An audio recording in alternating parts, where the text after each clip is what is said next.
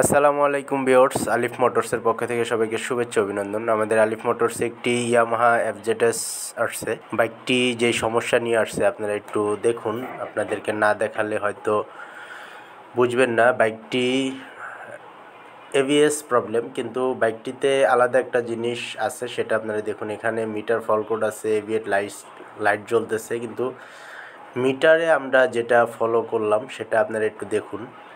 এটা হচ্ছে যে 42 যে কোড আছে, এটা হচ্ছে একটা ফল কোড।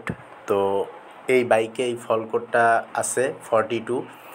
এই 42 কোডের কারণে আপনার বাইকটা ঠিকমতো থ্রোটল নিচ্ছে না।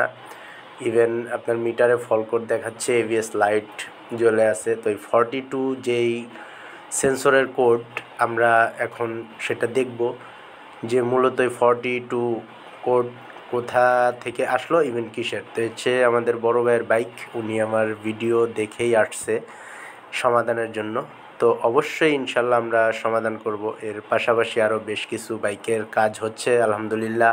তো এখন আমরা যেটা করব সেটা হচ্ছে এফজেড বাইকটা দেখব যে কি সমস্যা। তো আমরা এখন বাইকটা খুলে নিয়েছি। খোলার পরে আপনারা একটু খেয়াল করুন, এখানে আমরা একটা সমস্যা পেলাম। সেটা হচ্ছে বাইকটা যে কোনোভাবে হোক অ্যাক্সিডেন্ট হয়েছিল।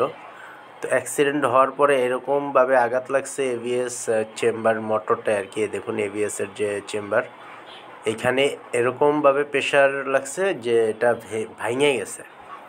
তো ভাঙে যাওয়ার কারণে এখান থেকে কিছু সমস্যা ছিল। আলহামদুলিল্লাহ আমরা দেখুন মিটারে যে 42 এই যে ফল কোড এবং 42 যে কোড ছিল সেটা আমরা সমাধান করে ফেলেছি।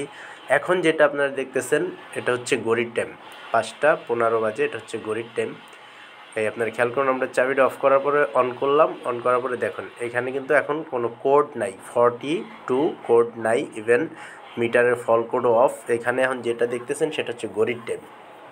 আর আমরা এবিএসের যে প্রবলেমটা পাইলাম সেটা হচ্ছে বাইরের এবিএসের চেম্বারটা এরকমভাবে আঘাত লাগছে। আঘাত লাগার কারণে এখানে একটু বেশ ক্ষতি হয়ে গেছে। তো এটা রিপেয়ারিং করার চেষ্টা করলাম, কিন্তু রিপেয়ারিং করাও সম্ভব হলো না, যার কারণে এবিএসটা খুব বাজেভাবে অ্যাক্সিডেন্ট হয়েছে। যার কারণে বাইকে বিস্তারিত সব বলে দিয়েছি। ভাই বুঝতে পারছে ব্যাপারটা। সবাই ভালো থাকবেন, আল্লাহ হাফেজ।